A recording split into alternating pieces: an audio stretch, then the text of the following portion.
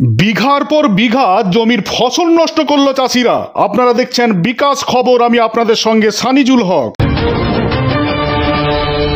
পশ্চিম মেদিনীপুর জেলার গড়বেতা ২ নম্বর ব্লকের পিয়াশালা ২ নম্বর গ্রাম পঞ্চায়েতের দোলবাগান গ্রামের বিঘার পর বিঘা জমির ফসল নষ্ট করলো চাষিরা। জানা যায় এলাকার মহাজন বা ব্যাংক থেকে চড়া সুদে ঋণ নিয়ে ফুলকপি বা বাঁধাকপির চাষ করেছিল চাষিরা, আর প্রতিনিয়ত পরিচর্যার মাধ্যমে ফসল ফলাতে খরচ খরচার পাশাপাশি হিমশিম খেতে হয়েছিল চাষিদের। আজ সেই ফসলের দাম মাত্র ১ টাকা, তাই মনের দুঃখে জ্বালা যন্ত্রণায় বিঘার পর বিঘা জমির ফসল অর্থাৎ ফুলকপি লাগানো জমিতে নিজেরাই ট্রাক্টর দিয়ে নষ্ট করলো চাষিরা।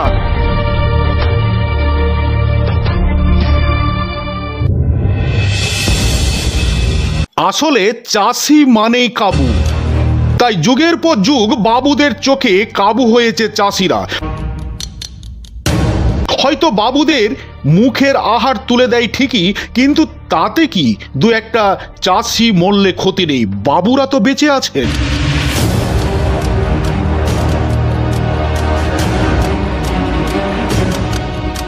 আসলে যাদের শ্রমের মধ্য দিয়ে চলে সংসার, ফসল বিক্রির পর কানা করিও থাকে না পকেটে, অর্থাৎ পরের দিন কি খাবে সেই নিয়েই করে চিন্তা ভাবনা।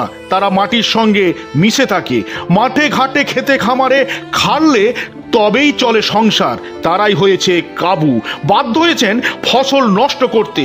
সমাজের অর্ধেকের বেশি মানুষ আছেন তারা চাষি, তারা এখনো দারিদ্র সীমার সীমানা ছাড়িয়ে উঠতে পারেননি। নিজের জমিতেই হোক আর পরের ভাগে দেয়া জমিতেই হোক, শ্রম বিক্রি করে খাটলে তবেই চলে সংসার। আর সেই খেটে খাওয়া দরিদ্র অসহায় গরিব চাষিরা বিপন্ন হয়েছে পশ্চিম মেদিনীপুর জেলার গড়বেতা ২ নম্বর ব্লকের পিয়াশালা ২ নম্বর গ্রাম পঞ্চায়েতের দোলবাগান গ্রামের কপি চাষিরা।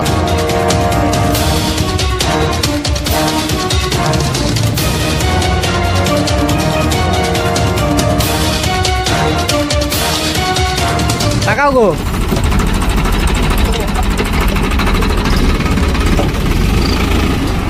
২ নম্বরে দাও।